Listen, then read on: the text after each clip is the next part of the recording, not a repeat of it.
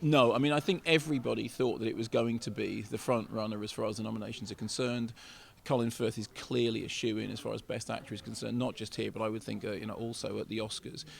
It's interesting that when you look at the Best Film category, the films that it's up against, it is a very diverse pack. Obviously, Social Network, Inception, Black Swan, The Outsider to some extent is True Grit. So I think it's a slightly hard category to call, although I do think that King's Speech does still have the edge. The other interesting thing is that when you look through the rest of the nominations, there's always the question about how much BAFTAs are perhaps, skewed towards the Brits. Well, actually, in the rest of the nominations, what's interesting is that, all of those films that I've just mentioned turn up throughout the nominations, but it is possible to see a scenario in which the Brits win very big on the night. Colin Firth for Best Actor, Supporting Actor, there are 3 British nominations, including a posthumous nod for Pete Postlethwaite for The Town. Made in Dagenham's got 4 nominations. I think you could even have a situation in which King's Speech won Best Film, but Made in Dagenham won Best British Film. I mean, it doesn't necessarily follow that just because you win Best Film, you win Best British Film. Christopher Nolan could win for Best Director. He's the helmsman of Inception, which was my favourite film of the year, and of course he's a British talent.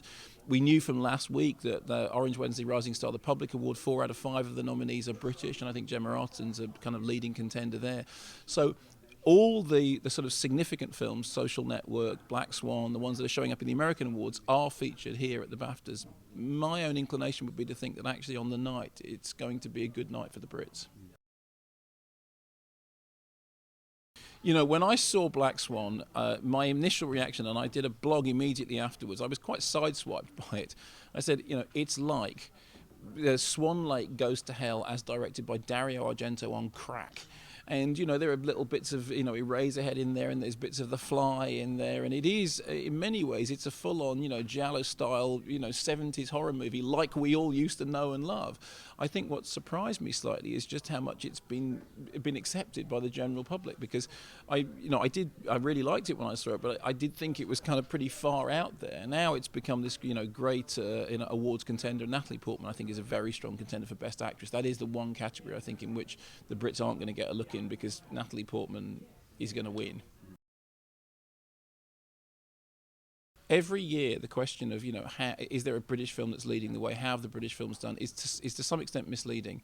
It's probably more useful to look at a film like Inception, which is a Hollywood blockbuster, but which is helmed by Christopher Nolan, which has got British talent on screen, which in many ways represents much more a truth about the British film industry, which is that no matter what it looks like on the surface, whether you say, this year there's clearly a British film, it's always the case that behind the scenes, behind the cameras, on screen, whatever, there is a lot of British talent.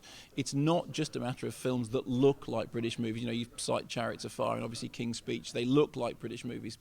Inception is a film that runs on British talent.